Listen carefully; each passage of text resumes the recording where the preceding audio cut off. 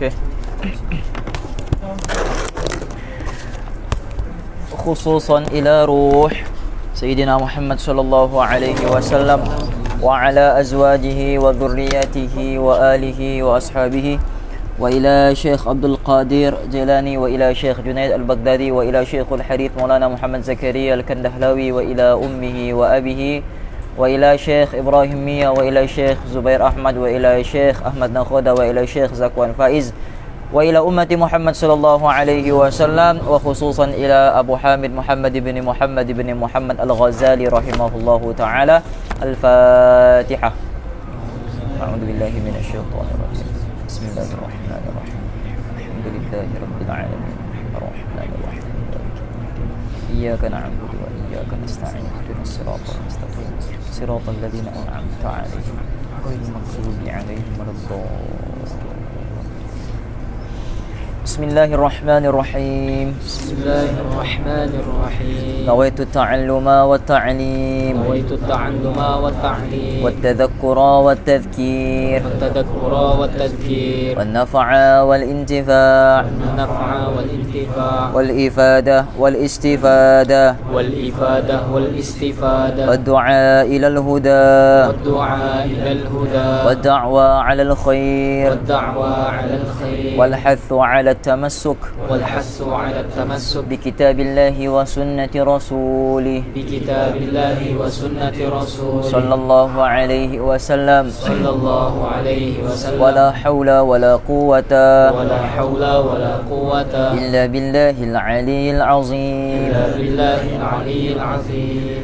قال الشيخ المؤلف رحمه الله تعالى ونفعنا به وبعلومه في الدارين آمين اللهم آمين.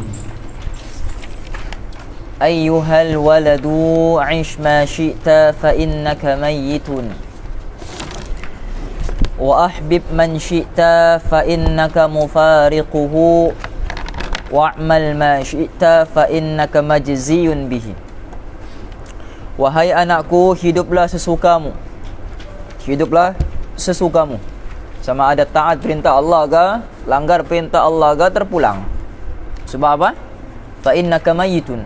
Sebab suatu hari nanti kau akan mati. Sama ada membawa amalan ataupun membawa kemaksiatan. Kau buat amal pun kau akan mati, kau buat maksiat pun kau akan mati. Okay? Jadi apapun yang kamu buat, semua segala sesuatu akan fana dan kembali kepada Allah. Kullu halikun illa wajhah. Semua segala sesuatu ni akan musnah, akan fana kecuali Allah. Dan ada beberapa lah yang tidak akan dimusnahkan oleh Allah Subhanahu wa taala. Ada 10, jadi antum cari apa 10 tu yang kiamat tapi 10 ni tak musnah. Okay? Ada 10. Ada 10 perkara yang dikekalkan oleh Allah. Jadi kerja rumah antum cari apa 10 tu. Okay? 10 perkara yang tidak musnah. Okay? Yang Allah kekalkan. Bukan tidak musnah. Tidak musnahnya dia itu sebab dikekalkan oleh Allah. Faham? Kenapa kita hidup sekarang? Sebab belum dimatikan oleh Allah. Faham ni? Jadi hidup kita, mati kita bergantung kepada Allah. Faham? Jadi bila kiamat berlaku, semua musnah, semua hancur. Tapi ada 10 perkara yang tidak musnah, yang tidak hancur. Faham?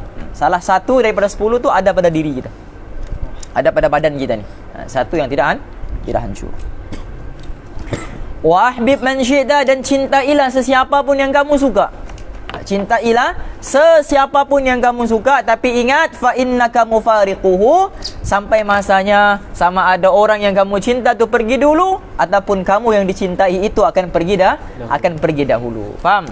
Sahabat radhiyallahu taala anhu ajma'in ini sangat cinta kepada Nabi, Faham? Sampaikan sanggup korbankan nyawa untuk Nabi sallallahu alaihi wasallam. Tapi waktu kematian Nabi tu, Sayyidina Umar Al-Khattab radhiyallahu anhu dia tak sanggup terima kenyataan. Tak sanggup terima kenyataan bahawa Nabi SAW sudah wafat. Sampai dia keluarkan dia punya pedang. Siapa yang kata Rasulullah telah wafat, aku pancung kepala dia. Sebab cintanya tu kepada Nabi. Sayang betul dia dengan Nabi sampai tak sanggup berpisah dengan baginda sallallahu alaihi wasallam. Siapa yang cakap Nabi wafat, aku pancung kepalanya. Sayyidina Umar maju depannya, pegang dia punya janggut. Muhammad ni, wa ma Muhammadun illa rasul qad khalat min qablihi ar-rusul. Ayat Quran tu kan. Muhammad ini bukanlah siapa-siapa melainkan rasul saja. Faham? Dan telah berlalu sebelumnya rasul-rasul juga. Faham ni? Dan dia ni juga manusia biasa yang akan sampai waktunya akan mati. Lepas dia dengar ayat Quran tu baru lega, barulah Sayyidina Umar ni boleh terima sedikit kenyataan tu. Sebab terlalu cinta dia, terlalu sayang dia sampai tak sanggup dia berpisah dengan Rasulullah. Ada sahabat Nabi ni yang satu hari tak boleh hidup kalau tak nampak muka Nabi. Tak nampak muka Nabi ni, sanggup tu pergi depan rumah Nabi, nampak muka Nabi, okey, balik rumah. Hilang dia punya sakit. Hilang dia punya sakit. Ada seorang ibu tu pula, dia ada 3 orang. Dia ada 3 orang anak kan? 2 orang anak, satu orang suami. Jadi tiga-tiganya ni pergi berperang. Tiga-tiga pergi berperang. Jadi pergi tiga-tiga ni berperang, datang satu utusan ke rumah dia. Dia kata, wahai puan, dapat khabar suami kamu telah syahid di medan peperangan. Apa dia kata? Apa khabar Rasulullah? Apa khabar Rasulullah? Dia kata Rasulullah masih selamat. Pergi lagi lelaki tu. Datang lagi sekali pergi rumah dia. Dia kata apa? Dia kata anak kamu yang pertama sudah meninggal dunia syahid di medan peperangan. Dia kata bagaimana dengan Rasulullah? Dia tak fikir pun anak dia. Sampailah yang ketiga, yang kedua tu meninggal pun, habis dia punya anak-anak ni meninggal ni, tetap dia kata apa khabar Rasulullah? Sebab apa? Sebab kecintaan dia kepada Rasulullah lebih daripada kecintaan dia kepada keluarga dia. Sebab tu Nabi kata la yu'minu ahadukum hatta akuna ahabba ilaihi min walidihi wa waladihi wan nasi ajma'in. Tidak sempurna iman seseorang daripada kamu selagi mana aku tidak dia cintai lebih daripada semua sekali. Sama ada anaknya kah, bapaknya kah, dan seluruh orang manusia di atas muka bumi ini. Faham? Ayyuhal waladu ayyu syai'in hasilu laka. Dalam riwayat yang lain hasilun laka min tahsili ilmil kalami wal khilafi wa tibbi wad dawawina. Ada tib di situ ya, wa tibbi wal khilafi wa tibbi wad dawawina wal ash'ari wan nujumi wal arudi wan nahwi wat tasrifi ghairu tadyi'il umuri bi khilafi, ataupun dalam riwayat yang lain bi jalali dzil jalali. Rafi,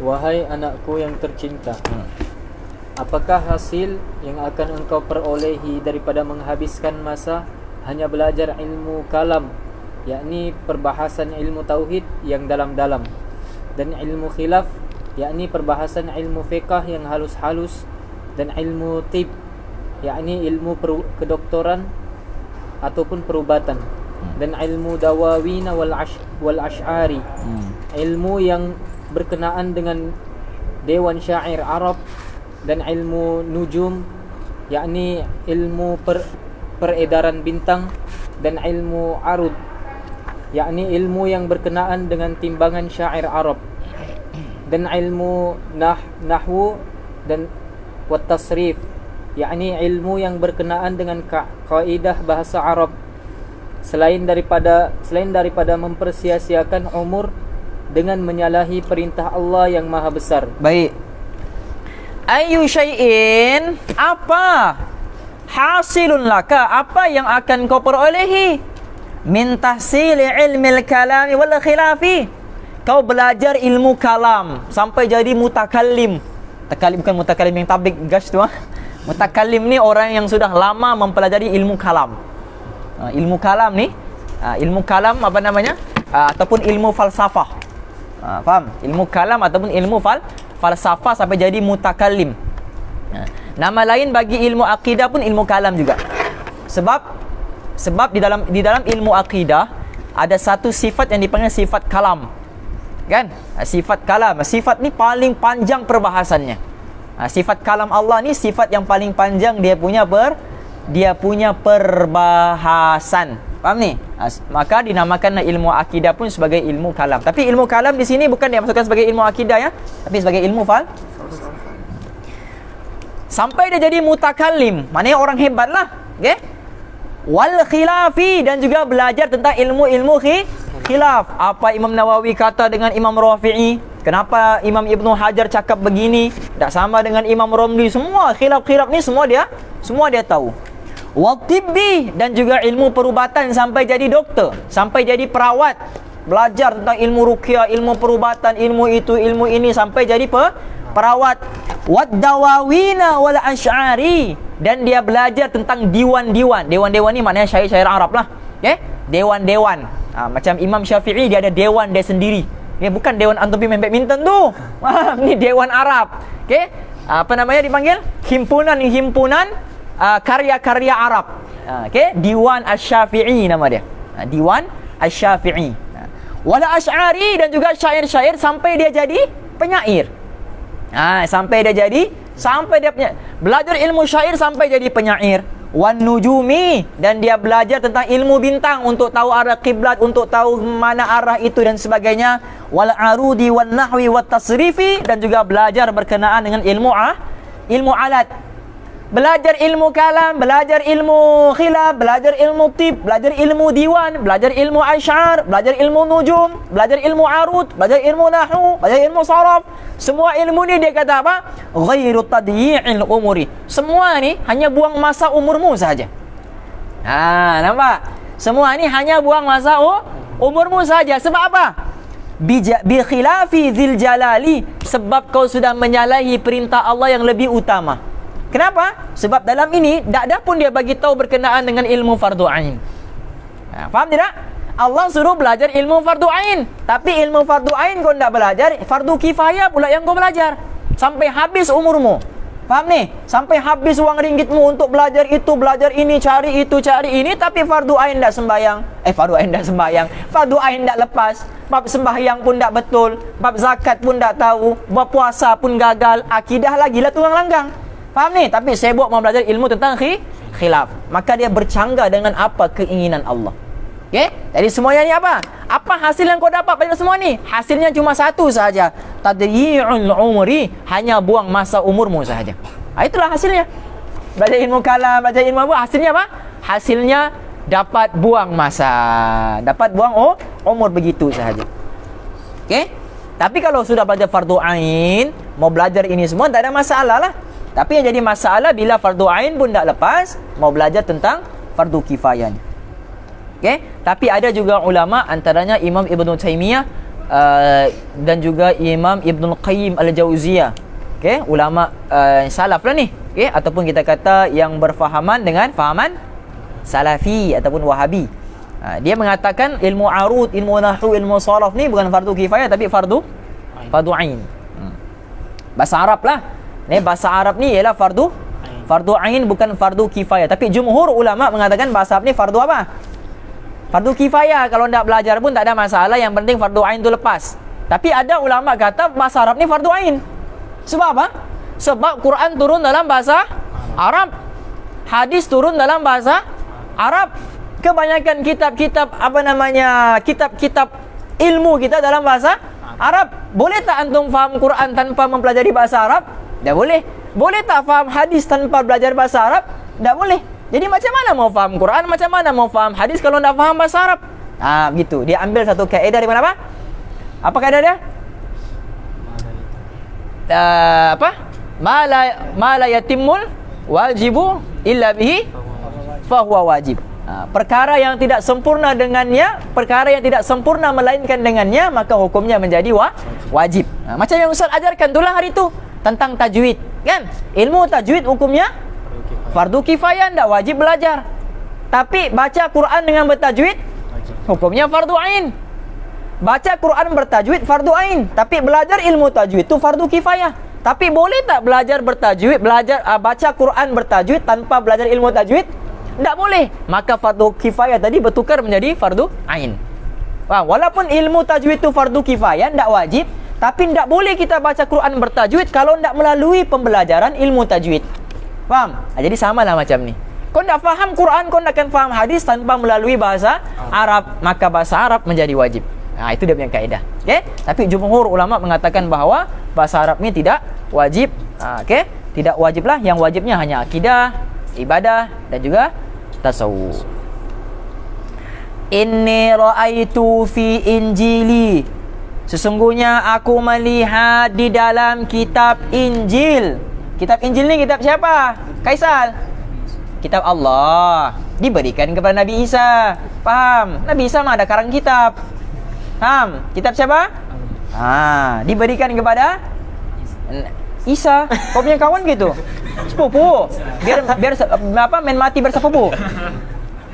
Nabi Isa. Inni ra'aitu fi Injili, aku melihat dalam kitab Injil Isa alaihi salatu wassalamu, di dalam kitab Nabi kitab Injil yang diberikan kepada Nabi Isa, qala, bahawa Allah berfirman, min sa'ati ayyudha'al mayyitu 'alal jinazati ataupun 'alal janazati ila ayyudha'a 'ala syafiril qabri, bermula daripada mayat itu diletakkan di atas pengusungan jenazah. Ataupun bermula mayat tu bermula jadi jenazah. Mati sahaja dia berubah namanya menjadi jenazah. Faham? Daripada orang yang hidup kepada orang yang mati. Mati sahaja dia, start saja dia mati, sampai apa? Ila ayyudha'a 'ala syafiril qabri, sampailah kepada dia dimasukkan ke dalam liang kubur. Sampai dimasukkan ke dalam lubang kubur. Yas'alullahu ta'ala bi'azamatihi, Allah bertanya dengan keagungan Allah, minhu arba'ina su'alan, 40 soalan akan ditanya. Start mati saja kita, sampai masuk kubur, diulang-ulang tu 40 soalan tu. 40 soalan, habis ditanya lagi, habis ditanya lagi, habis ditanya lagi. Okay? Awaluha yaqulu, yang paling pertama sekali yang Allah akan tanya bila kita mati saja, abdi tahharta manzaral khalqi sinina wa ma tahharta manzari sa'atan. Dia kata apa? Wahai hambaku, kenapa kau ni balik-balik sucikan, balik-balik bersihkan tempat lihat makhluk pada dirimu? Tiap-tiap tahun bersihkan tempat lihat makhluk. Apa tempat lihat makhluk, Yusri? Pada diri kita. Wajah. Hari-hari kasih bersih wajah. Faham? 5 kali sehari pakai mens biore. Kan? Pakai. Tak cukup bergambar filter lagi. Faham ni? Dia terlampau hodoh. Faham? 40 ambil gambar, belum satu ada yang lepas. Belum tahu ada satu pun yang lepas. Faham, Yusri? Macam kau lah. Ya?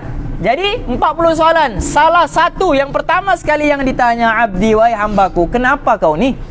Kenapa kau lebih mengutamakan tempat tengoknya makhluk? Setiap tahun kau perelokkan wajahmu. Setiap tahun kau perelokkan tempat melihat manusia. Wa ma tahharta manzari sa'atan. Tapi sekalipun kau tidak pernah bersihkan tempat lihat aku, tempat yang aku pandang kepadanya, yaitu hati. Kau sibuk urus muka, tapi hatimu kau tidak urus. Sampai berjerawat dia punya hati tu pun dia tidak bersihkan. Faham? Innal qalba la yasda' kama yasda'ul hadid. Nabi bersabda, sesungguhnya hati itu berkarat seperti mana berkaratnya besi. Besi berkarat, hati pun berkarat. Jadi berkaratnya hati sama seperti mana berkaratnya besi. Wajila'uhu, dan perkara yang menghilangkan karatnya hati, al-iktharu minal istighfari, yaitu memperbanyakkan istighfar. Faham? Nabi buat dosa tak, Kaisal? Nabi buat dosa tidak? Tidak. Kalau kau cakap iya, mengucap kau balik. Nabi tidak pernah buat dosa, maksum kan? Tapi Nabi kata apa? ya ayyuhan nasu, wahai manusia, tubu ilallahi wastaghfiru. Bertaubatlah kepada Allah, beristighfarlah kepada Allah. Fa inni atubu ilallahi fil yaumi mi'ati marrah. Tapi aku bertaubat kepada Allah, istighfar kepada Allah 100 kali sehari. Nabi yang tak ada dosa, dia bertaubat kepada Allah 100 kali sehari. Kenapa Nabi bertaubat justru? Padahal dia mana ada dosa. Dia hambal. Sebab dia hamba. Sebab dia hamba kan. Wah, dia punya jawaban tu muka macam tanya hamba kan. Sebab Quran sebut innallaha yuhibbut tawwabina.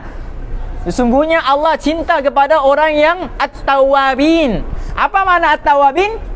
Yang gemar bertaubat. Kita bertaubat sebab ada dosa, tapi Nabi bertaubat bukan sebab dosa, tapi sebab dia mau dapat cinta. Faham? Allah cinta kepada orang yang suka bertaubat, maka Nabi hidup mau dapatkan cinta, maka dia pun perbanyakkan taubat walaupun dia bukan orang yang berdosa. Faham? Jadi taubatnya Nabi bukan kerana dosa, tapi kerana cinta. Faham ni? Kita taubat kerana, sampaikan ada ulama kata istighfaruna yahtaju ilal istighfar. Kita punya istighfar tu perlu pula kepada istighfar yang lain untuk istighfarkan kita punya istighfar tu. Kan kita astagfirullah kan? Kita istighfar pun main-main. Kan astagfirullah. Astagfirullah. Paham? Astagfirullah. Paham? Siap angkat meja lagi. Astagfirullah. Paham ni? Dia punya istighfar yang itu tu disuruh lagi istighfar. Bukan sebab dia punya dosa, tapi sebab istighfarnya tu main-main. Maka istighfarnya tu untuk istighfarkan istighfarnya tadi, bukan untuk istighfar yang dia punya dosa, untuk istighfarkan dia punya istighfar tadi. Faham? Sebab kita banyak main-main dalam melaksanakan ketaatan kepada Allah. Bukan banyak main-main dalam melaksanakan dosa, banyak main-main dalam melaksanakan ketaatan. Ada orang banyak main-main dalam melaksanakan dosa. Sebab tu Nabi kata apa? Apabila seorang hamba tu innal abda idza aznaba, sungguhnya seorang hamba bila mana dia melaksanakan dosa, man aznaba wa huwa yadhak.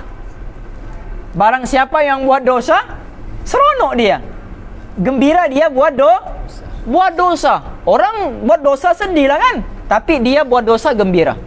Man aznaba wa huwa yadhak, siapa yang buat dosa dalam keadaan dia gembira, fa innallaha yudkhiluhu an-nar wa huwa yabki. Allah akan campakkan dia dalam neraka dalam keadaan dia menangis. Sebab dia buat dosa ketawa, masuk neraka menangislah.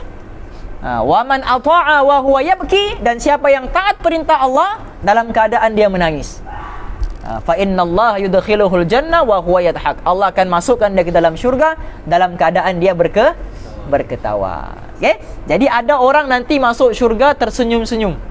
Siapakah dia? Orang yang banyak berzikir. Okay? Orang yang banyak zikir akan masuk syurga dalam keadaan tersenyum-senyum.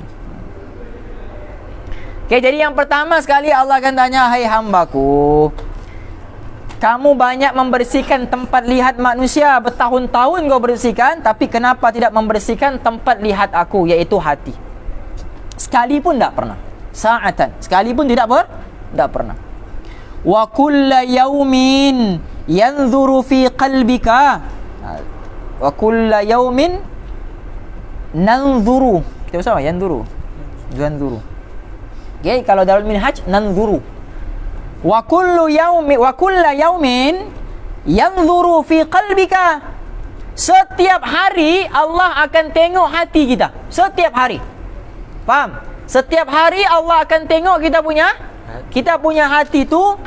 Yaqulullahu ta'ala, maka Allah akan bertanya apa? Ma tasna'u bi ghairi wa anta mahfufun bi khairi. Amma anta fa'asammu la tasma'u. Rafi terjemah. Ma tasna'u li ghairi wa anta mahfufun bi khairi. Kenapa engkau hanya memberikan perhatian kepada selain daripadaku, sedangkan engkau dikelilingi dengan ihsanku? Apakah engkau sebenarnya tuli dan tidak dapat mendengar lagi? Okey.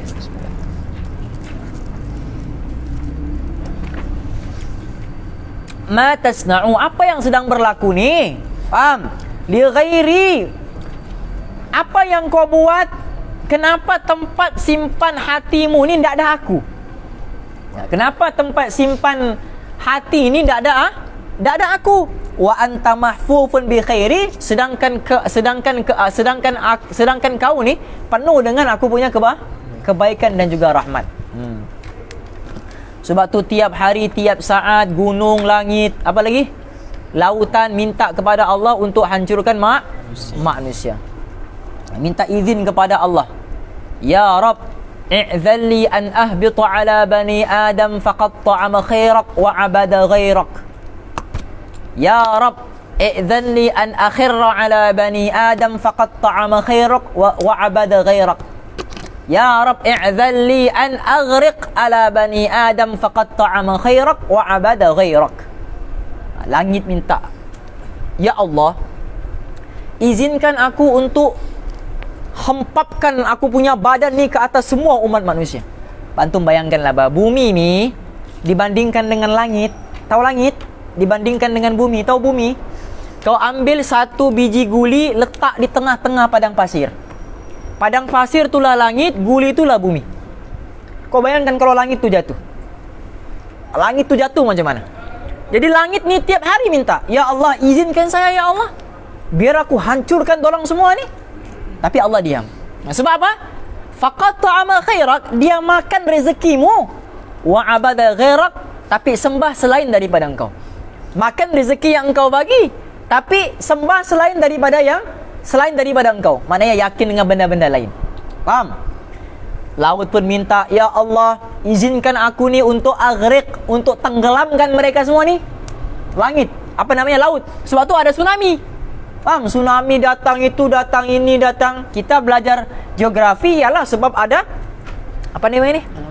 Tanah runtuh. Tanah runtuh. Apa dipanggil ni? Pergerakan apa di bawah tanah tu kan? Pergerakan di bawah tanah tu kan? Bawah tanah laut tu dia begini. Jadi bila begini, jadi dia punya air yang di sini tu dia ternaik. Kan bila ternaik, dia turun, akan menghasilkan gelombang yang besar tu. Faham? Sebab apa? Sebab waktu di bawah tu ada Thor. Wah, faham? Dia hentak dia punya, bukan Thor, apa namanya? Aquaman. Faham? Ada Aquaman. Dia pusing tu. Pusing untuk apa? Kalau itu teori geografi, kan? Tapi sebenarnya itu petanda bahawa Allah murka. Allah murka. Itu perintah daripada Allah. Jadi minta izin dengan Allah supaya tenggelamkan manusia ini, faqad ta'ama khairak wa abada ghairak. Sebab dia makan rezeki daripada engkau, tapi syukur selain daripada engkau. Begitu juga gunung tu pun minta izin, ya Allah, izinkan aku terbang kemudian hempapkan kepada mereka. Pun alasan yang sama juga. Faqad ta'ama khairak wa abada ghairak. Dia makan rezeki daripada engkau, tapi sembah selain daripada engkau. Apa kata Allah? Da'uni wa khalqi law khalaqtumuhum la rahimtuhum. Allah kata biarkan dorang. Ini kasih sayang Allah, biarkan dorang. Biarkan mereka dengan apa yang mereka buat. Sebab apa? Sebab kalau kau yang cipta mereka, kau akan sayang dengan mereka. Tak akan sanggup kau akan siksa mereka. Tengok Allah. Buat maksiat pun tapi Allah masih sayang lagi. Biarkan dorang. Biarkan. Sebab kalau kau yang cipta dorang ni, kau pun akan sayang dengan mereka. Tak sanggup kau akan binasakan mereka. Itu Allah. Jadi Allah bagi tahulah setiap hari aku tengok kau punya hati ni sambil berkata, kenapa dalam hati tu tak ada aku sedangkan kau hidup atas segala kenikmatanku. Faham? Amma anta asammu la tasma. Adakah engkau ni tuli dan tidak mendengar? Okey Ustaz. Ayuhal waladu al-ilmu bila amalin jununun wal amalu bighairi ilmin la yakun.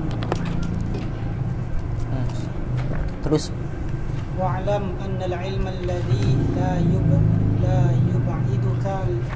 yub'iduka al-yawma anil ma'asi wa la tahmiluka ala at-ta'ati la yub'idaka ghadan min nari jahannama wa idza lam ta'mal bi'ilmika al-yawma lam tadarakil ayyam lam tudarikil lam tudarikil ayyamil madiyata faqulu ghadan yaumal qiyamati farji'na na'mal salihan fayuqalu ya ahmaqu anta min hunaka taji'u. Allah, ayyuhal waladu, wahai anakku, al ilmu bila amalin, ilmu tanpa amal tu apa? Gila. Okay? Ilmu tanpa amal tu gila sebenarnya. Buat kerja gila. Faham? Buat kerja gila. Ilmu tanpa amal. Wal amalu bi ghairi ilmin, tapi amal tanpa ilmu pula la yakunu, tidak jadi. Tidak jadi. Maksudnya tidak bermanfaat. Sia-sialah. Sia-sia. Sebab tu bab sembahyang ni kita kena belajar. Tak boleh ikut-ikut. Okey, tak boleh ikut-ikut. Sebab kalau kita ikut-ikut saja tanpa ilmu, maka tidak jadi. Mesti mau ada ilmu juga. Wal amalu bi ghairi ilmin la yakunu. Ilmu beramal tanpa ilmu itu la yakun, tidak jadi. Okey, tidak jadi, sia-sia, tidak bermanfaat, tidak sah. Okey? Tidak sah. Sebab tu waktu kita belajar bab apa namanya ni? Bab puasa, kan? Mukhtasar Latif kita belajar bab puasa berkenaan dengan waktu-waktu al-awqatul lati, waktu-waktu yang diharamkan untuk kita berpuasa. Ya kan? Ataupun kita gunakan syarat-syarat ataupun syarat-syarat bagi orang yang berpuasa. Kan? Islam, baligh, apa semua tu kan? Lepas tu bawah sekali sebab apa? Mengetahui waktu yang qabilan lisom, yang waktu itu diterima puasa dan waktu-waktu yang tidak diterima puasa.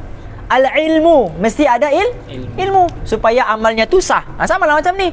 Apapun amalan yang kamu buat mesti ada ilmu. Tak boleh tidak boleh beramal tanpa ilmu, sebab dia akan jadi la yakunu, dia tidak akan sah. Wa'lam annal ilma alladhi la yub'iduka al-yawma 'anil ma'asi. Ketahuilah anakku yang kusayangi, kalaulah ilmu yang kamu ada hari ini tidak menjauhkan kamu daripada maksiat. La yub'iduka al-yawma 'anil ma'asi. Kau tahu itu, tahu ini, tahu hukum itu, tahu hukum ini, tapi kau buat juga. Ilmumu banyak, Masya Allah. Faham? Ilmumu banyak. Sampai orang panggil syekh. Faham? La yub'iduka al-yawma 'anil ma'asi. Tapi sayangnya ilmumu tu tidak menjauhkan kamu daripada maksiat, wala yahmiluka 'ala ta'ati, dan tidak membawamu kepada ketaatan. La yub'idaka ghadan 'an nari jahannam. Kalau ilmu yang kamu ada tidak menjauhkan kamu daripada maksiat, maka ilmu yang kamu ada itu juga tidak akan menjauhkan kamu daripada api neraka. Faham? Sebab apa? Sebab di dunia pun dia nak boleh jauh daripada maksiat, macam mana dia mau jauh daripada neraka nanti di hari akhirat dengan ilmunya tu? Faham? Ilmunya itulah yang akan tarik dia masuk ke dalam neraka.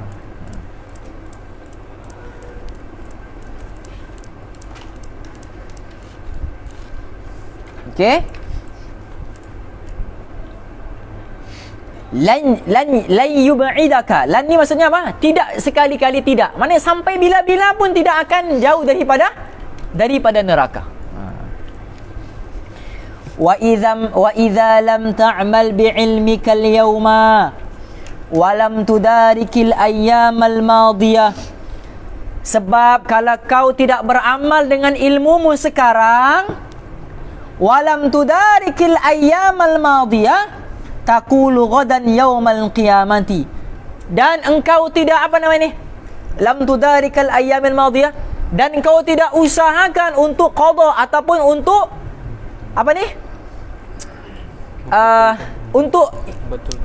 untuk betulkan apa yang kesalahanmu yang lalu. Qada lah maksudnya. Okay? Maknanya kalau ada sembahyangmu dulu yang kau tak buat, qada. Okay? Jadi kalau kau tak mula sekarang untuk beramal, dan tidak mula juga untuk betulkan kesalahanmu yang dulu, kefahaman yang dulu, taqulu ghadan yaumal qiyamati, nanti di hari akhirat, hari kiamat, kau akan bercakap, farji'na na'mal salihan. Okey, Rabbana absarna wa sami'na farji'na na'mal salihan inna muqinun. Surah Sajadah kan? Ya Allah, Rabbana absarna, kami sudah nampak ya Allah. Nampak sudah syurga, nampak sudah neraka, nampak sudah mahsyar, nampak sudah azab kubur, nampak sudah mungkar nakir, nampak sudah syuja'ul aqra, macam-macam nampak sudah di kubur ni. Wa sami'na, kami dengar sudah ya Allah. Kami dengar sudah ni apa yang disabdakan oleh Nabi betul, apa yang diberitahukan oleh firman-Mu betul. Farji'na, kembalikan kami ke dunia ya Allah. Kembalikan kami ke dunia untuk apa? Bukan untuk tambah lagi dia punya anak, bukan untuk tambah lagi dia punya isteri, bukan untuk tambah lagi dia punya perniagaan, bukan untuk tambah lagi dia punya koleksi-koleksi barang, tidak. Na'mal salihan, kembalikan kami ke dunia ya Allah semata-mata untuk beramal. Ketawa Allah. Faham? Allah kata fayuqalu ya ahmaq, hei bodoh, anta min hunaka taji, kau minta balik ke dunia, kau baru saja daripada sana. Nampak? Kau minta balik ke dunia, kebodohan apakah ini? Nampak? Level kebodohan apakah ini? Kau baru syak daripada sana, kau minta lagi kembali ke sana. Nampak? Kita baru syak daripada dunia, sudah mau minta balik dunia. Sebab apa? Inna muqinun, yakin sudah. Nampak nampak sudah. Jadi keyakinan kan? Keyakinan selepas mati tidak diterima sudah oleh Allah. Keyakinan selepas mati tidak diterima sudah oleh Allah. Yang diperlukan ialah keyakinan sewaktu kita hidup. Maulana Umar Palanpuri begitu apa? Ada satu orang tukang pancing memancing di lautan. Okey? Jadi jatuhlah dia punya umpan. Biasa orang umpan pakai apa? Cacing kan? Pakai cacing. Letak umpan dia cacing di situ. Okey? Jadi ibu ikan ni dia ada anak-anak dia lah. Kan banyak anak-anak dia kalau bertelur kan? Banyak anak dia. Ibu ikan tu bagi tahu apa? Anak-anakku, kalau kamu nampak ada satu tali turun nanti dan kamu nampak di hujung tali tu ada macam bentuk U tajam, baru ada bergerak-gerak di ujung jarum tu, jangan kau dekat. Dia bagi tahu sudah. Awal-awal dia bagi pesanan peringatan. Kalau ada kau nampak nanti turun tali panjang, lepas tu bengkok di bawahnya tajam, baru ada bergerak-gerak, itu namanya ulat tu, umpan. Jangan kau makan. Kau makan sejak tu umpan, kau akan tersangkut di situ. Bila kau tersangkut, kau meronta-ronta, kau tidak akan dapat lepas.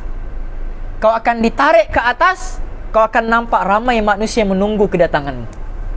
Waktu itu kau akan nampak parang, kau akan nampak pisau. Lepas daripada itu dia ambil pisau, dia korek kau punya kulit, buang kau punya kulit, dia cincang-cincang kau punya badan. Tak cukup kau dicincang, diambil, dilempar lagi kau dalam kuali yang panas, kan? Dipanaskan minyak, diletakkan kau di dalam situ, dibakar, digoreng, habis hangus kau punya badan. Lepas daripada situ, tak berhenti dia punya penyiksaan di situ. Kau akan diletakkan di satu tempat, jutaan tangan manusia akan cubit-cubit badanmu. Ya kan, dimakan kan? Cubit. Habis kau punya isi badan ni dimakan oleh manusia. Tak cukup sampai di situ, tinggal kau punya kepalamu mula dibagi kucingnya makan. Habis kau punya sisa badan, langsung tidak ada kewujudan dia. Itulah akhir kau punya penyiksaan. Jadi bila ibu ikan ni cerita begitu, anak-anak dia ni menengoklah kiri kanan.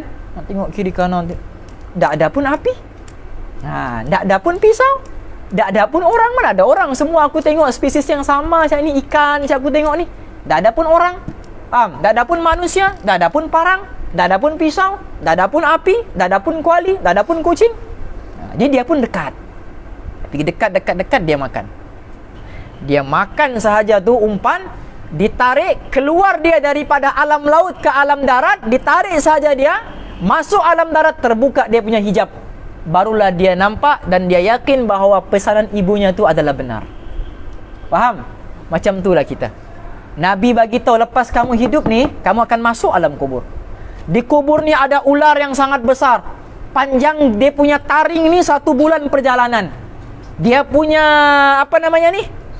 Racunnya, bisanya tu setitik saja dihamburkan ke bumi, habis lumpuh, habis hancur semua tanaman-tanaman di muka bumi ni. Semua yang hidup akan mati. Setitik saja daripada racunnya diletakkan ke bumi ni. Di situ kamu akan nampak mungkar nakir. Di situ kamu akan nampak azab kubur. Kamu akan dibukakan pintu-pintu neraka sangat panas. Di mahsyar ada begini, sirat begini, mizan begini. Kita pun tak ada pun mungkar nakir. Tak ada pun sirat, tak ada pun Syujaul Aqra, tak ada pun ular yang besar. Bila kita mati saja keluar daripada alam dunia ke alam barzakh, seperti mana keluarnya ikan tadi daripada alam laut ke alam darat, kita pun keluar daripada alam bumi ke alam barzakh, baru tersingkap kita punya hijab. Benar rupanya apa yang Nabi sabdakan. Benar rupanya apa yang Allah firmankan. Waktu itu keyakinan itu tidak diterima lagi. Inna muqinun. Sungguhnya kami telah yakin wahai Allah. Okay? Waktu itu tidak diterima lagi keyakinan. Jadi semua makhluk ni minta kepada Allah, farji'na na'mal salihan, untuk beramal soleh. Fayuqalu ya ahmaku, hey bodoh, anta min hunaka taji'u, kau baru saja daripada sana, macam mana kami mau hantar balik ke sana. Ustaz. Berapa kita jemaah? Ayyuhal waladu ij'al himmata fir ruhi Ij'alil himmata fir ruhi wal hazimata fil nafsi wal mauta fil badani bi anna manzilaka al-qabr wa ahlul maqabiri yantazirunaka fi kulli lahzatin mata tasilu ilaihim iyyaka. Okey. Dalam kitab Darul Minhaj disebut iyyaka thumma iyyaka. Dia macam sama macam muka surat sebelah tu, nasihat yang ke mana tu? Fatuba laka thumma tuba laka, kan? Ataupun wailun laka thumma wailun laka. Dia ada perkataan thumma situ. Iyyaka thumma iyyaka tasila ilaihim bila zadin. Wahai anakku yang tercinta, jadikanlah hemahmu itu dalam meninggikan rohaniyahmu. Dia bukan hemah, dia himmah. Bahasa Melayu pun himmah. Okey, himmah. Himmah ni apa? Dia bagi tahu situ apa? Cita-cita. Mereka cita-cita. Himmah ni, okey. Apa cita-citamu Azmi? Misal masa sekolah dulu orang tanya, apa cita-citamu Azmi? Doktor misal. Itu cita-cita. Faham? Doktor. Tapi pergi suntik bawah jambatan. Alhamdulillah jadi doktor juga. Faham? Tapi bukan doktor yang betul lah. Cita-cita jadi doktor, tapi tidak ada usaha untuk kejar cita-cita. Faham? Itu nama cita-cita. Sekadar cita-cita saja. Tapi himmah ni bercita-cita dan mempunyai keinginan yang sangat kuat untuk mencapai cita-cita dan berusaha untuk mencapai cita-citanya. Itu mana himmah. Bukan sekadar cita-cita sahaja. Nampak? Macam kita lah, apa cita-citamu? Masuk syurga percuma tanpa hisap, berlanggar bahu dengan Nabi. Masya Allah. Tapi tak sembahyang. Faham? Tak juga puasa, tak juga haji. Faham? Tapi cita-cita masuk syurga tanpa hisap, berlanggar bahu dengan Nabi. Bukan alang-alang. Bukan alang-alang punya cita-cita ni. Faham? Tapi nak sembahyang. Maka itu hanya sekadar cita-cita, tidak dipanggil himmah. Faham? Himmah ni dia mau masuk syurga percuma tanpa dihisap, syurga Firdaus, mau sama-sama dengan Nabi. Selawat dia 1,000,000 kali sehari. Faham? Sembahyang taubat dia 1,000,000 kali sehari. Itu mana himmah. Faham? Contohlah. jadikanlah himmahmu itu dalam meninggikan rohaniyahmu, dan jadikanlah segala kegagalan itu berada di pihak hawa nafsumu, dan jadikanlah kematian itu hanya pada badanmu, kerana tempat tinggalmu ialah liang kubur, dan penghuni kubur sentiasa menanti kedatanganmu pada setiap masa. Maka jangan sekali-kali engkau datang ke sana tanpa bekalan. Dan berkata Sayyidina, Ayyuhal waladu, wahai anakku, ij'alil himmata fir ruhi. Jadikanlah roh itu kau punya himmah, keinginan untuk meninggikan roh, keinginan untuk mensucikan roh, keinginan untuk mendidik hati, jadikan sebagai himmahmu. Itu tujuan utamamu. Sucikan hati, didik hati, bersihkan hati. Faham? Itu kita punya tujuan utama kita. Keinginan dan tujuan utama kita untuk dibersihkan. Wal hazimata fin nafsi. Dan jadikan kau punya hawa nafsu ni pula sebagai kau punya fokus utama, konsentrasimu untuk dijaga. Begitu. Faham ni? Roh kita punya himmah, nafsu kita punya hazimah. Kita punya konsentrasi, fokus kita untuk dikawal. Faham? Antum ada kambing. Kalau antum tak kawal kambing antum tu, apa yang akan berlaku? Dia akan masuk kawasan orang, dia akan makan rumput orang. Faham ni? Jadi nafsu kita macam begitu. Kita ni pengembala nafsu. Faham? Pengembala nafsu. Kita mau didik kita punya nafsu ni supaya tidak pergi masuk ke kawasan orang, supaya tidak makan benda-benda yang haram, tidak minum benda-benda yang syubhah. Kita mau jaga. Jadi fokus utama kita untuk dijaga ialah nafsu. Okay. Kita hari ini lebih menjaga SOP daripada menjaga nafsu. Jaga SOP, kita jaga kita. Okay?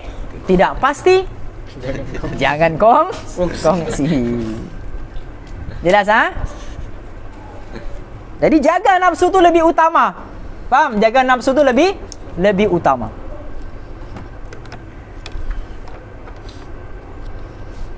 Wal mauta fil badani, dan kau letakkanlah kematian itu pada badanmu. Maknanya bila-bila masa kita tidak tahu apa musibah yang akan berlaku pada badan kita. Betul tidak? Kadang-kadang kita tengah potong bawang, sambil membawang, terkena pisau tu di jari. Bukan kita tahu pun, tidak sedar. Faham ni? Tidak sedar tiba-tiba luka kita. Faham? Jadi jadikan kematian ni ada pada badan. So, bila-bila masa saja kita akan tercucuk duri kah? Faham? Terlanggar kah dan sebagainya. Li'anna manzilakal qabru, kerana sesungguhnya tempat tinggalmu yang sebenar adalah kubur. Sebab tu Nabi kata, selalu saya ulang hadis dia, sayati zamanun ala ummati yuhibbunal khamsan wa yansawnal khamsan. Akan datang nanti di akhir zaman, umatku cinta 5 perkara, lupa 5 perkara. Umat Nabi ni. Okay, dia cinta 5 perkara, dia lupa 5 perkara. Yang pertama, yuhibbunad dunya wa yansawnal akhirah. Dia cinta kepada kehidupan dunia, dia lupa kepada kehidupan akhirat. Itu yang pertama. Cinta pada kehidupan dunia, lupa kepada kehidupan akhirat. Yang kedua, yuhibbunal khalqa wa yansawnal khaliq. Dia cinta kepada makhluk, lupa kepada pencipta makhluk. Faham? Cinta makhluk, lupa kepada pencipta makhluk. Cinta kepada dia punya harta benda, cinta kepada dia punya kekasih, cinta kepada dia punya itu, dia punya ini, sampai lupa kepada pencipta, kepada makhluk. Yang ketiga, yuhibbunal mal wa yansawnal hisabah. Dia cinta kepada harta, lupa kepada hari penghisaban. Dia cinta kepada harta, dia lupa kepada hari hisab. Dia lupa bahawa setiap harta yang dia ada ni akan dihisab oleh Allah.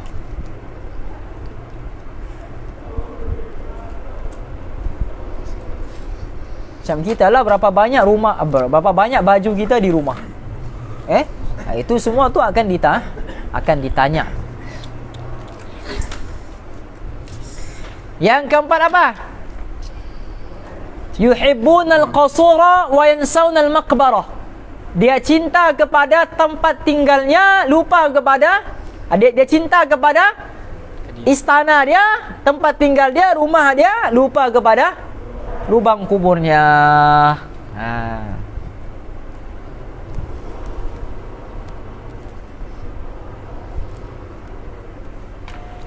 Yang terakhir, yuhibbunal hayata wa yansawna al-mauta. Dia cinta kepada hidup, dia lupa kepada mati. Dia ada 5 tu.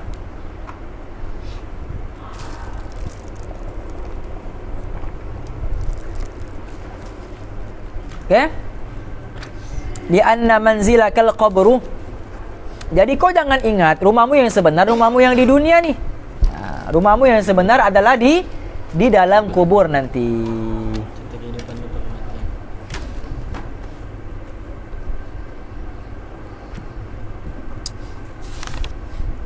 Apa di samping ini? Setiap hamba ini walahu baitan. Setiap hamba ni dia ada 2 rumah. Baitun fil jannati wa baitun fil nari. Satu rumah dalam syurga, satu rumah dalam neraka. Fa ammal mu'min yabni baitahu fil jannah wa yahdim baitahu fil nar. Orang beriman bina rumah dia dalam syurga, runtuhkan rumah dia dalam neraka. Wa ammal kafiru, orang yang kufur, langgar perintah Allah, yabni baitahu fil nar wa yahdim baitahu fil jannah. Dia bina rumah dia dalam neraka, dia runtuhkan rumahnya dalam syurga. Wa ahlul maqabiri yantazirunaka fi kulli lahzatin. Ingatlah wahai manusia, ahli-ahli kubur ni setiap saat menanti kedatanganmu. Bilalah si Haikal masuk sini. Nampak hari-hari tu dia apa? Khususi. Nampak? Kau pergi mengkhususi orang, kau tak tahu ahli kubur ni khususi kau. Hari-hari menanti kedatanganmu. Faham? Sujaul aqra sampai beliur tengok kau di atas bila dia masuk ni. Faham? Tak sabar sudah. Tak sabar sudah mau gigit kau Yusri. Mata tasilu ilaihim. Bila je orang masuk ni? Bila masuk ni? Bila masuk ni? Nampak? Ahli kubur tu ternanti-nanti kedatangan kita. Iyyaka thumma iyyaka, berwaspadalah dan berhati-hatilah, antasila ilaihim bila zadin. Jangan sampai kau datang kepada mereka dalam keadaan kau tidak membawa apa-apa persiapan bekalan. Mafhum? Orang yang soleh mati sahaja dia, faham? Ditanam siap dia dikubur tu, dia punya tanah kubur tu berbangga-bangga dengan tanah kubur sebelah. Nampak? Orang soleh masuk aku, orang soleh masuk aku. Kau ni. Mengolok-olok. Faham? Sampai begitu sekali. Sampai kan masuk siap dia di dalam kubur tu luas, terbuka semua. Faham? Terbuka dia punya keluasan tu sejauh mata memandang. Tu bayangkan tu, sejauh mata memandang tu. Sampai mana kamu punya penglihatan, sampai situlah luas kuburmu. Itu kita tak nampak sebab di alam barzakh. Alam barzakh. Kita berdiri di apa ni namanya? Pangkalan sana. Nampak kan gunung-gunung, bukit-bukit tu. Itu kan Indonesia satu. Sebelah sana tu. Sebati kan? Nampak kan? Kita boleh nampak lebih jauh daripada sana kan? Tapi kita nampak tu pun sudah jauh tu. Itu belum sejauh mata memandang tu. Selagi mana kita masih boleh nampak objek di hujung sana, selagi itu belum sampai had sejauh mata memandang. Sejauh mata memandang ni apa? Sampai kita tak nampak sudah objek tu. Yang kita nampak hanya begitu saja, kosong. Faham? Begitulah orang dalam kubur nanti, orang beriman, orang soleh bila masuk dia, kuburnya akan diluaskan seluas mata memandang. Nampak? Tapi bila orang yang kufur ni masuk, diolok dia oleh tanah sebelah. Orang kufur masuk, padan mukamu. Dia ni pun bacat diolok. Faham? Tanah tu bacat diolok, masuk siapa orang tu prap. Dia punya tulang serusuknya ni berceragah sampai bertemu antara satu dengan yang lain sampai begini. Nampak? Kemek. Itulah macam mana mau bayangkan kemeknya tu. Faham? Kemek lah. Tak tahu macam mana. Okey? Walainya tu. Tapi semua orang akan rasa. Wajib. Okey? Nabi kata kalau ada orang yang boleh lepas daripada himpitan kubur ni, Nabi kata, kalaulah ada orang yang boleh lepas daripada himpitan kubur, nescaya Sa'ad bin Mu'adz lah yang orang pertama yang akan lepas. Nanti kita akan cerita di bawah. Dia ada berkenaan dengan Sa'ad bin Mu'adz tu. Okey? Maknanya apa, Farhan? Kalau Nabi kata kalaulah ada orang yang boleh lepas daripada himpitan kubur, nescaya Sa'ad bin Mu'adz lah orangnya. Tapi Sa'ad bin Mu'adz pun kena himpitan kubur. Maknanya apa, Farhan? Hah? Farhan? Maknanya apa? Hah? Bukan banyak, semua. Faham? Semua? Oh, dia bilang banyak yang dihimpit. Maknanya dia tak dihimpit lah tu. Banyak yang dihimpit pun tak. Wah, faham? Semua dihimpit. Dengan kepala-kepalamu dihimpit sekali. Faham? Semua sekali. Contoh Nabi kata kalau ada orang yang berjaya untuk tidak dihimpit, Sa'ad bin Mu'adz lah. Sebab kematian dia menggegarkan arash. Arash Allah tu bergegar sebab kematian Sa'ad bin. Nanti kita cerita. Okey? Jadi maknanya apa? Semua akan kena cuma berbezanya nikmat atau tidak saja. Faham? Antum dengan kawan antum lama tak jumpa. Faham? Lama tidak jumpa. Puluhan tahun tak jumpa. 30 tahun, 40 tahun. Okey? Tak jumpa. Tiba-tiba berjumpa. Ataupun satu orang ibu tak jumpa dengan anaknya lama. Tiba-tiba berjumpa. Bagaimana pertumbuhan orang? Adakah? Woi, besar sudah kau, ha? Pala betul ni. Adakah begitu? Tak ada kan? Dia akan berlari pergi jumpa anaknya, jumpa kawannya, dia akan peluk. Kan? Anak tu dia peluk tu, sakit tu ibu tu peluk. Sebab ibu tu peluk dengan kuat. Anak tu sakit dah? Sakit. Tapi sakit nikmat. Sakit, tapi dia nak rasa pun sakit. Dia rasa nikmat. Macam tu lah orang beriman. Orang beriman, dia akan dihimpit dalam kubur seperti mana himpitan seorang ibu kepada anak dia. Dia peluk dengan kuat, tapi tidak rasa sakit. Faham ni? Tapi orang yang kufur seperti mana kren tu jatuh tu. Faham? Kren jatuh. Kalau kamu tengok kan, ada kan di Instagram kan banyak orang buat ASMR tu yang bunyi-bunyi tu. Kan yang ada besi turun, dia letak handphone, prak. Kan? Ada kan? Piring lah, prak. Ada kan? Gula-gula lah apa. Begitulah himpitannya tu. Dia punya pressure tu, dia punya tekanannya tu. Prak. Itu untuk orang-orang yang kufur. Faham ni? Jadi berbeza, walaupun semua kena himpitan, tapi berbeza sama ada himpitan kasih sayang ataupun himpitan yang sebab kemaksiatan ni. Faham? Qala Abu Bakar As-Siddiq radhiyallahu anhu, berkata Sayyidina Abu Bakar As-Siddiq radhiyallahu anhu,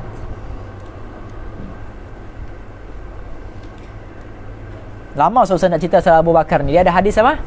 Nabi beritahu waktu Nabi berjalan dengan Sayyidina Jibril kan? Nabi jalan sama Sayyidina Jibril. Kemudian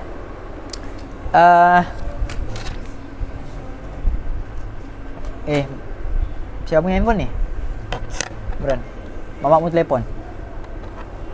Tak tahulah mamakmu ke atau mamak kepada anak-anakmu. Singanmu siap tulis mamak tu. Okey? Jadi berjalanlah ni. Jalan sama-sama.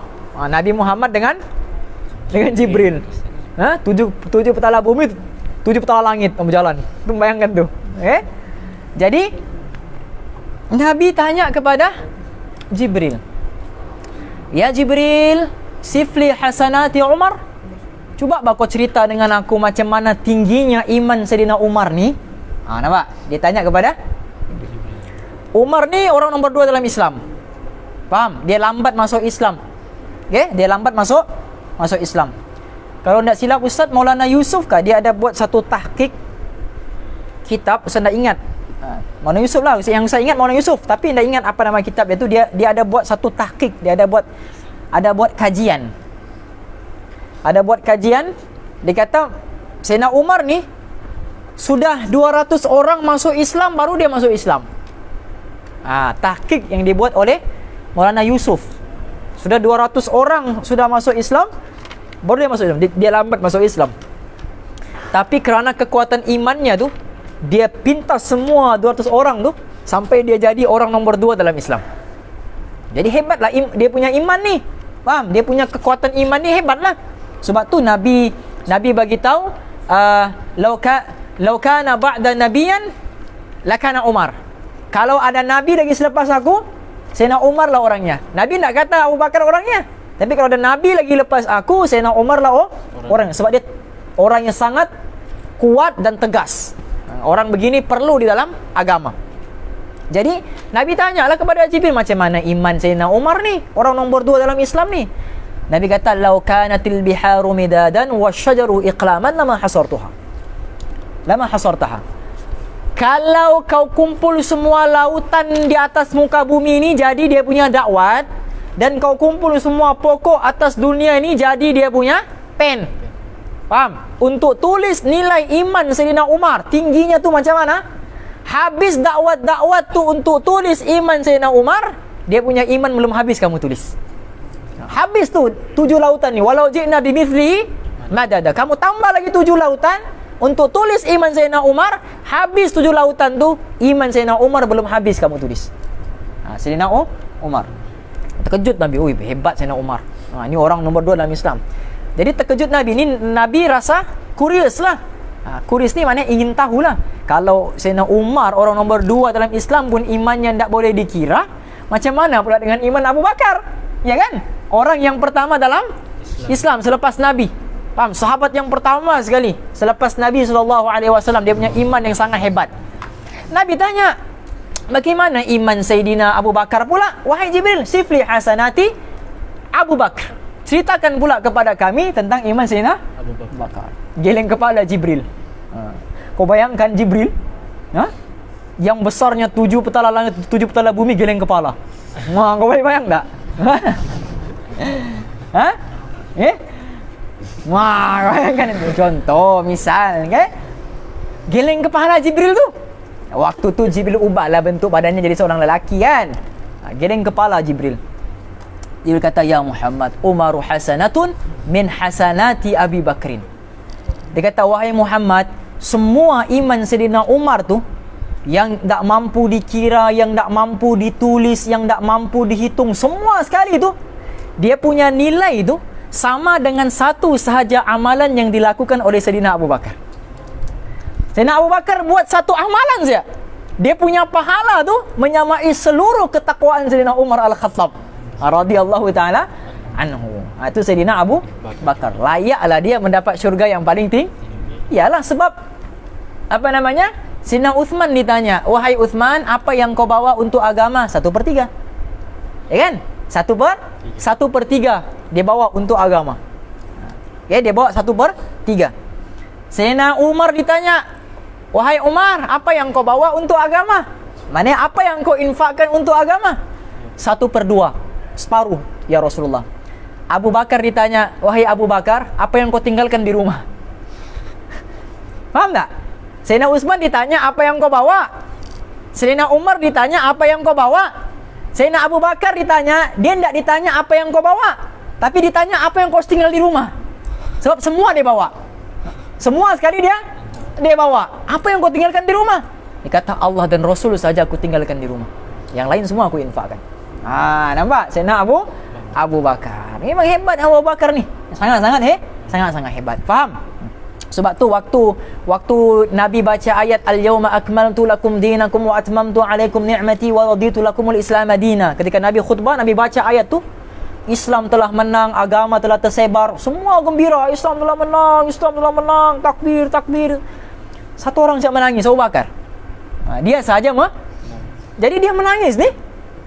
Dia balik rumah, orang berkumpul depan rumahnya. Dia kata, "Wahai Abu Bakar, kenapa kau menangis? Kita kan agama telah sempurna. Sepatutnya kita gembiralah, agama telah sempurna, agama telah tersebar. Kenapa perlu menangis?" Dia kata, "Apa pandangan kamu sekiranya ada seorang postman diutus, satu orang pos tu diutus untuk menyampaikan surat, dan surat itu telah selesai disampaikan kepada orang yang patut menerimanya. Adakah postman tu akan tinggal di situ atau akan kembali ke tempatnya? Kembali ke tempat. Antum ada datang JNT pergi rumah untuk bagi kamu punya barang. Adakah JNT itu akan tinggal di situ saja? Mesti dia akan pulang ke tempat dia kan? Jadi Abu Bakar pun kata begitu. Kalau ada utusan membawa utusan dan utusan itu telah selamat sampai ke orang yang patutnya diutus, dia akan kembali ke tempatnya. Macam itulah Rasulullah. Rasulullah diutus untuk menyebarkan agama dan agama telah tersebar. Adakah kamu sangka Rasulullah akan tinggal di muka bumi ini dan tidak akan pergi meninggalkan kita? Menangis semua. Nah, nampak? Ini fikir Sayyidina Abu. Kenapa dia boleh dapat fikir yang begitu? Nah, nampak? Orang lain semua fikir agama tersebar, agama tersebar. Tapi dia tidak fikir agama tersebar, maknanya tanda Rasulullah hampir wafat ini dekat sudah. Sebab agama sudah tersebar. Tujuan Nabi diutuskan telah berjaya, sempurna. Maka tak lama lagi Nabi akan kembali menemui pencipta dia. Semua menangis. Sebab apa? Kata ustaz kami, sebab Sayyidina Abu Bakar memberi pengorbanan yang lebih untuk agama. Sebab tu dia faham lebih. Sebab tu kata ustaz kami, kalau kita korban sikit untuk agama, kita akan dapat kefahaman sedikit. Kalau kita korban lebih untuk agama, kita akan dapat kita akan dapat kefahaman yang lebih. Faham? Sikit korban, sikit faham. Banyak korban, banyak faham. Salah korban, salah faham. Wah, biasa? Okey? Salah korban, salah faham lah. Kau tidak buat pengorbanan, langsung tidak korban, salah korban lagi, memanglah salah faham. Jelas? Jadi kena banyak buat pengorbanan untuk agama. Okey?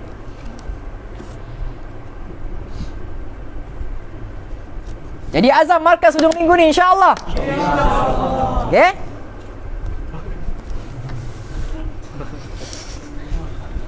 Berfikir tu, markas mana ustaz? Wah, nampak itu yang ditanya. Kan Imran? Okey, dah kisahlah kan. Yang penting antum buat. Ustaz tak kisah antum mau pergi kongsi 8 ke pergi Imam Galundang kan tak kisah. Okey, yang penting buat usaha. Jelas ni? Yang penting buat. Jangan kamu duduk di kongsi 8 alami tapi hina pula orang yang buat usaha ikut nizami. Faham? Jangan antum anggap antum lebih mulia daripada mereka. Dan yang orang yang ikut nizami ni pula Sirip Tali, jangan anggap kamu lebih mulia daripada orang yang ikut syura alami. Faham? Bermulanya kamu menganggap kamu lebih mulia, disitulah bermulanya detik kamu jatuh pada pandangannya Allah. Jelas ni? Jadi buatlah macam mana pun, okey? Ikutlah apa mana pun, yang penting sentiasa bersangka baik dengan orang. Tak kisah mau pergi sana ke atau mau pergi terpulang. Isma' syi'ta fa innaka mayyit. Okey? Hiduplah sesukamu, paduli kau akan mati. Apa kata Sayyidina Abu Bakar As-Siddiq radhiyallahu taala anhu? Hadhil ajsadu qafasu hadhil ajsadu imma qafasul tuyuri au ada imma ya di situ. Hadhil ajsadu imma faqasut tuyuri au apa nih?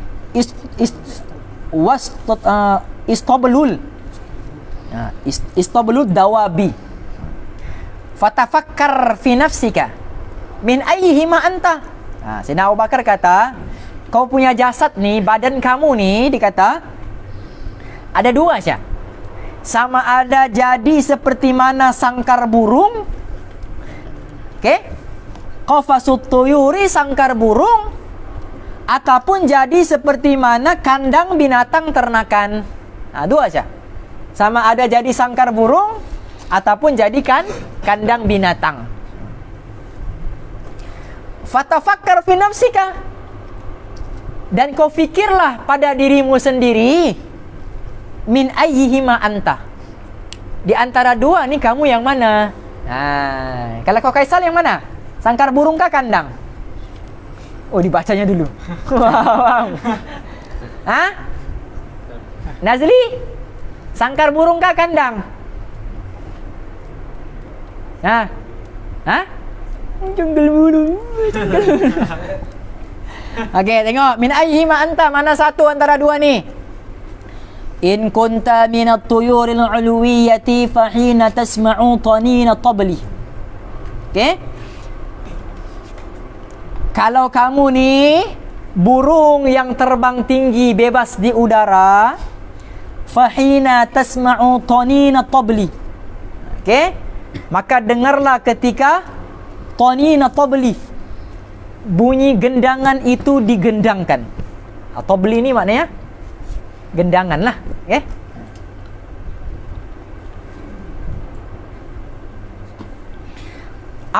Apa bunyi gendangan tu? Irji'i ila rabbiki. Ayulah pulang ke pangkuan tu Tuhanmu. Ini ibarat burung. Tatiru sa'idan ila an taq'uda fi a'ali burujil jinani. Maka terbanglah dia ke tempat yang paling tinggi sekali, dan dia duduk di tempat yang paling tinggi sekali di dalam syurga. Kama qala Rasulullah sallallahu alaihi wasallam, ihtazza 'arsyur rahmani min mauti Sa'd bin Mu'adzin. Bergoncang arasy Ar-Rahman itu ketika kematian Sa'ad bin Mu'adz. Sa'ad bin Mu'adz ni siapa? Sa'ad bin Mu'adz ni dia satu orang sahabat Nabi, datang daripada suku kaum Aus. Kan ada lagu apa? Aus dan Khazraj tu. Kan? Aus dan Khazraj ada dua tu. Suku kaum Aus dan juga suku kaum dia ada dua. Jadi dia ni datang daripada Aus, iaitu orang yang tinggal di Madinah. Dia tinggal di Madinah.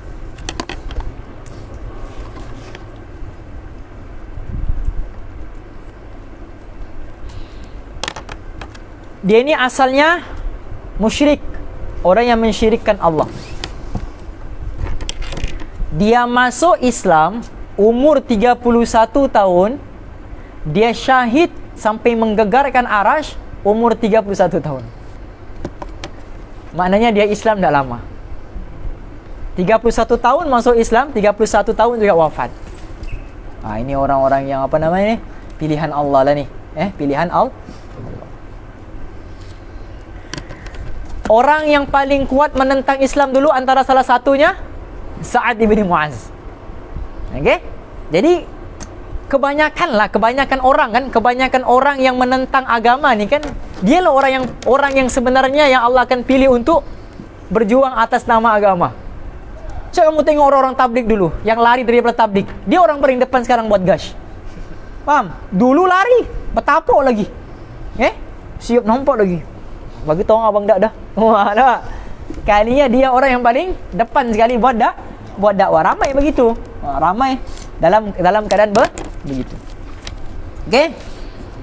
Jadi Sa'ad bin Mu'adz dia asalnya ketika dia dengar Nabi Muhammad menghantar utusan ke Madinah untuk menyebarkan agama, dia dengar ada orang datang Madinah yang Nabi utuskan untuk sebarkan agama, meloncat dia daripada katilnya pergi jumpa orang tu.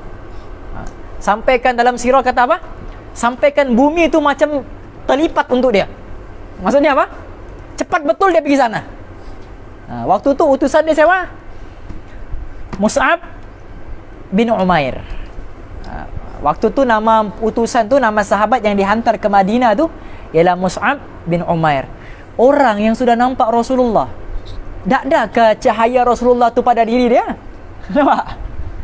Orang yang sudah khidmat dengan Rasulullah ni mustahil kerohanian Rasulullah tu tak ada pada diri dia.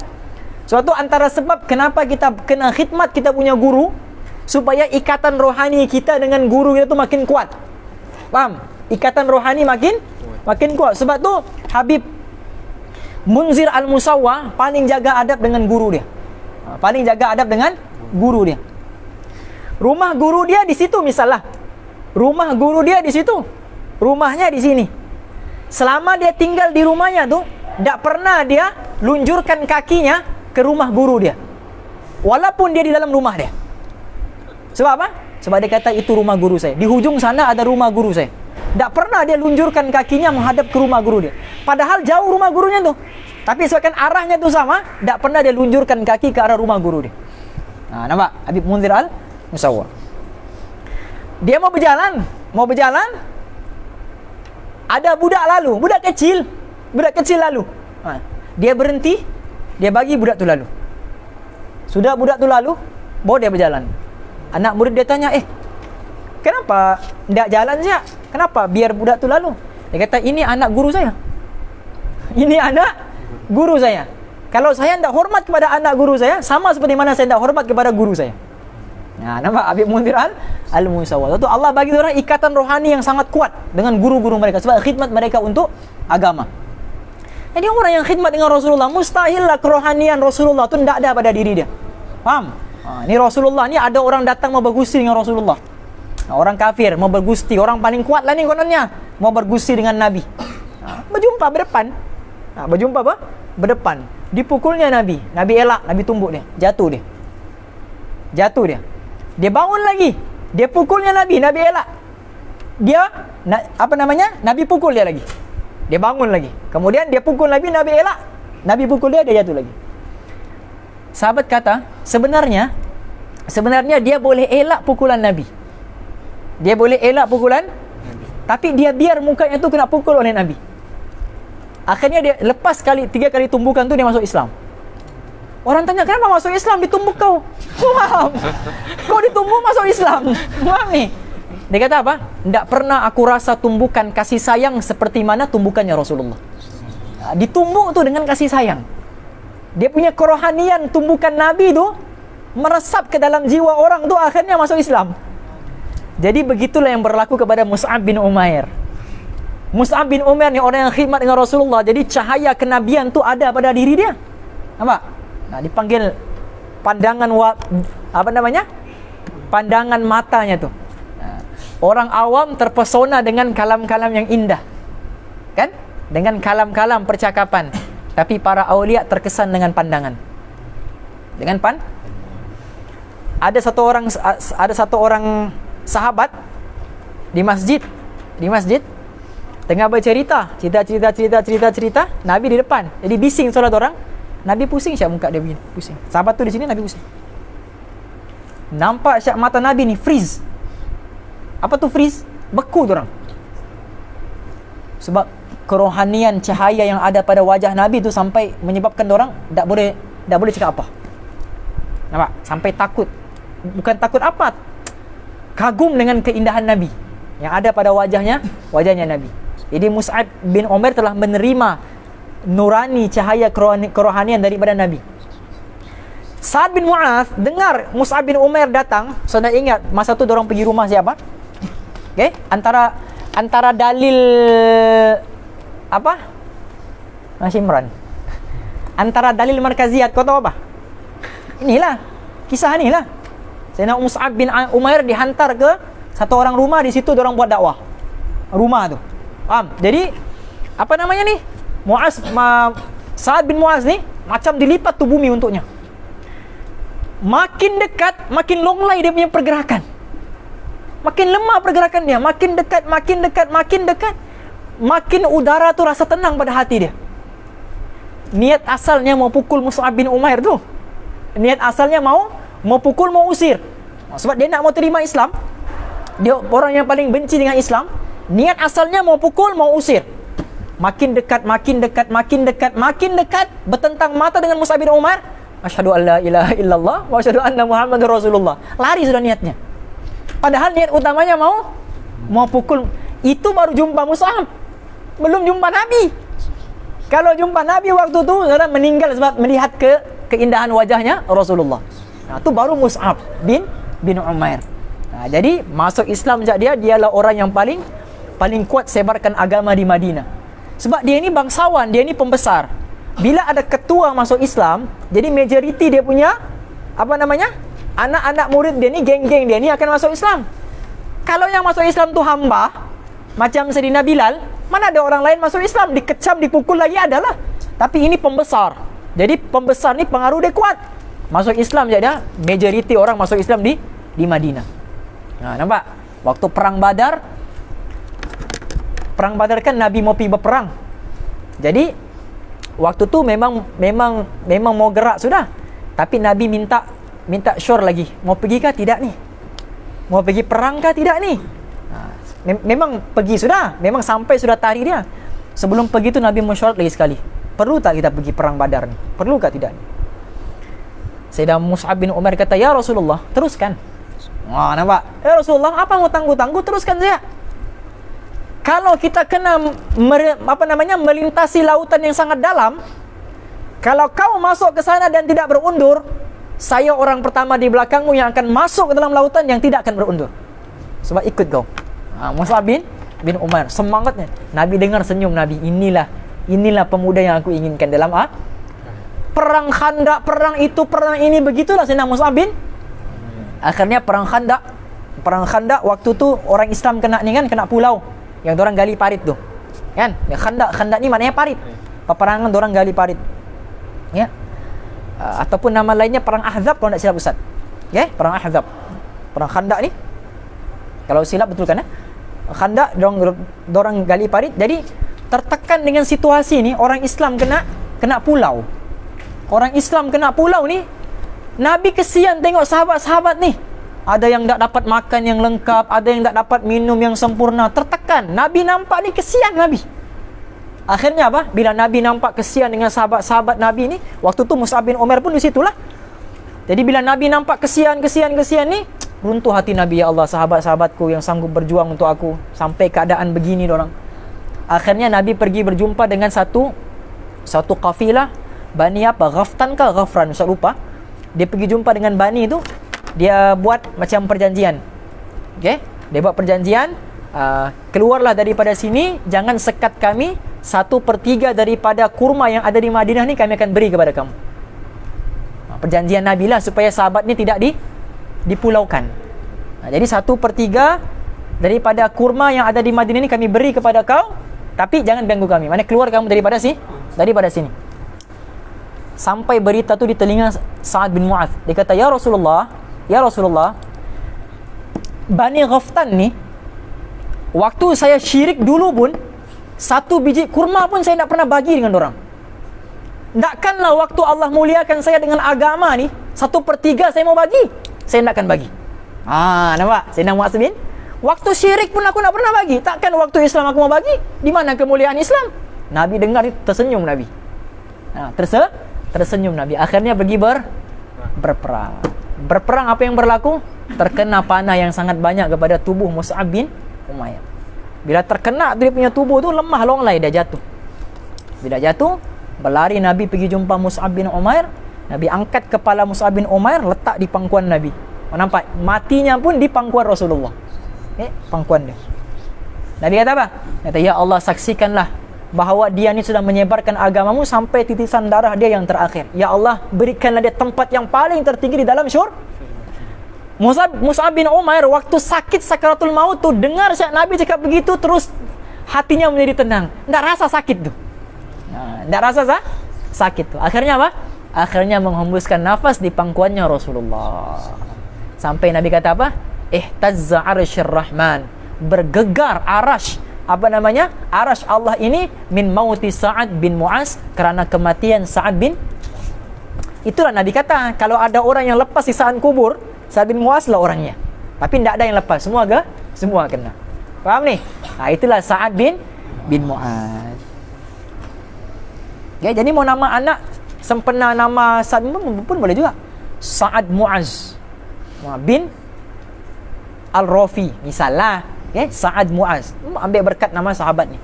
Supaya jadi pejuang juga nanti di hari akhirat pula ada pejuang di hari akhirat. Pejuang nanti di hari waktu yang mana Imam Mahdi turun menentang Dajjal. Faham? Ihtazza arsyur rahmani min mauti Sa'ad bin Mu'adzin. Bergoncang arash Ar-Rahman ketika kematian Sa'ad bin Mu'adz. Semoga Allah beri kita kekuatan seperti mana Sa'ad bin Mu'adz. Wal'iyadu billahi in kunta minad dawabi. Tapi wal'iyadu billah, semoga Allah jauhkanlah daripada perkara ini, sekiranya kita ni jadi seperti mana ad-dawab, iaitu binatang. Kama qala Allah Ta'ala ulaika kal an'ami bal hum adall. Sesungguhnya mereka ini sama seperti mana binatang, bahkan lebih teruk lagi daripada binatang. Okey?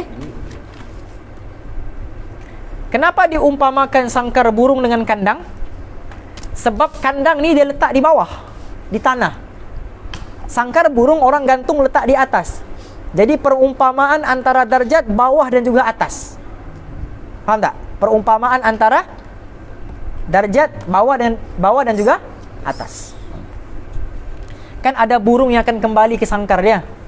Kan bila sudah terbang tinggi, terbang kan? Kan dia terbang tinggi sudah. Kemudian tuannya panggil, kurr, makan. Datang dia, dimakan. Sama tu irji'i ila rabbi. Dia sudah terbang indah, sudah dia mewah dengan amal dia waktu di dunia. Allah panggil, irji'i ila rabbiki, sini. Ayuh makan. Hasil asbab daripada amalanmu waktu di dunia. Faham? Tapi binatang adakah dipanggil? Sini. Tak ada. Pap, dipukul lagi pantatnya kan? Bom. Masuk. Degil. Ahmak. Kan? Ya kan? Dipukul lagi dia punya punggung. Baru masuk. Itulah binatang. Faham?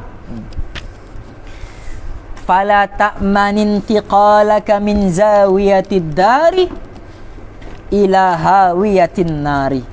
Maka tidak selamatlah, okay? Kalau kita berpindah daripada pinggir-pinggir tempat seperti mana itu kepada pinggir-pinggir neraka hawiyah. Hawiyah ni maksudnya apa? Api yang bernyala-nyala. Hawiyah ni maksudnya api yang bernyala-nyala. Okay, Ustaz, last. Waruwiyah. وروي أن الحسن البصري رحمه الله تعالى أعطي شربة ماء بارد فأخذ القدح وغشي عليه وسقط من يده فلما أفاق قيل ما لك يا أبا سعيد قال ذكرت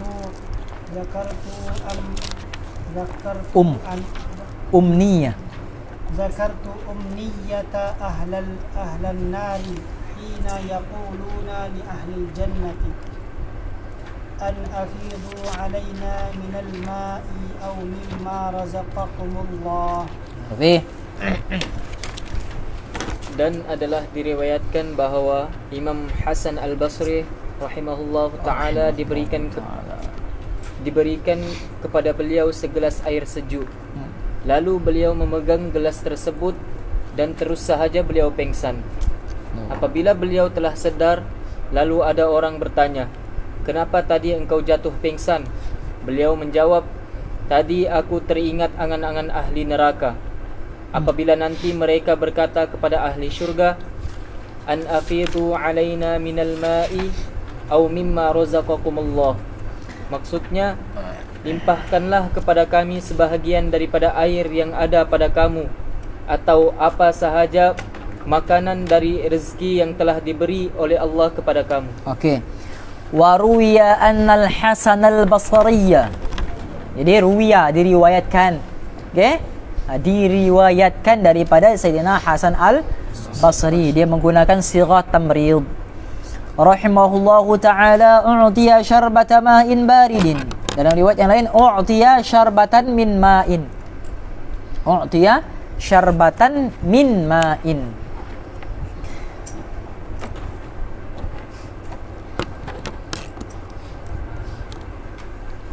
Okay, jadi diriwayatkan bahawa Hasan Al-Basri ini diberikan kepada diri dia air yang barid, air yang sangat sejuk. Falamma akhadha al-qadaha, ataupun fa akhadha al-qadaha, apabila dia memegang qadah tu, memegang gelas tu, okey? Wa ghushiya alaihi, dan dia minum daripada air tu, wa saqata min yadihi. Auto jatuh gelas tu daripada tangan dia. Okey? Ambil air sejuk, mau minum je, jatuh gelas tu. Kemudian pengsan. Jatuh tu sebab pengsan lah. Dia pengsan. Falamma afaqa, apabila sedar sahaja dia daripada pengsan dia, Qila lahu, maka dikatakan kepada dia, malaka ya Aba Sa'idin, kenapa kau ni Aba Sa'id? Ini gelaran dia, Aba Sa'id Hasan Al-Basri. Kenapa kau ni Aba Sa'id? Qala, maka dia berkata, zakartu umniyata ahlan nari hina yaquluna li ahli jannati. Waktu aku mau minum air sejuk ni, tiba-tiba teringat pula aku ayat Al-Quran, yang mana ayat Quran ni menceritakan tentang angan-angan ahli neraka kepada ahli syurga. Nampak? Pegang air sejuk ni, aku teringat perkataan ahli neraka kepada ahli syurga. Apa yang ahli neraka kata? An afidu alaina minal ma'i, berikanlah kepada kami air, au mimma razaqakumullah, ataupun apa yang telah Allah rezekikan kepada kamu di syurga itu. Jadi ahli syurga teriak tu kepada ahli neraka teriak kepada ahli syurga tu, minta supaya diberikan air. Jadi dia minum air tu, dia teringat ahli syurga, ahli neraka minta air tu. Kita minum blub blub blub blub. Dah ada lagi alhamdulillahnya. Faham ni? Macam di syurga bah. Wah, merasa di syurga lagi. Faham? Merasa di Hasan Al-Basri minum air sejuk rasa neraka. Faham? Dia rasa syurga, patutlah masuk neraka. Sebab sudah rasa syurga di dunia. Wallahu a'lam. Cukuplah sampai situ. Ini nasihat ke berapa nih? 9. Hah? 9. Yang kita berhenti ni nasihat ke berapa? 9. Jadi besok insya-Allah sambung nasihat ke 10. Dah lama ni, ada 10 lagi kan? 20 kan? 25. Ada 20 nasihat, lebih kurang lah. Dah lama tu insya-Allah. Cukuplah sampai ni.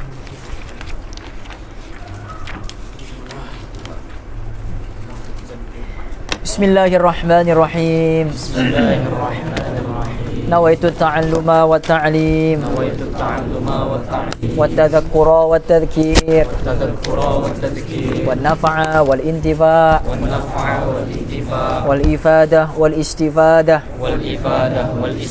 والدعاء إلى الهدى والدعوة على الخير والحث على التمسك بكتاب الله وسنة رسوله صلى الله عليه وسلم ولا حول ولا قوة إلا بالله العلي العظيم اللهم ارزقنا رؤية النبي المصطفى صلى الله عليه وسلم في الدنيا والآخرة وخصوصا في هذه الليلة في منامنا.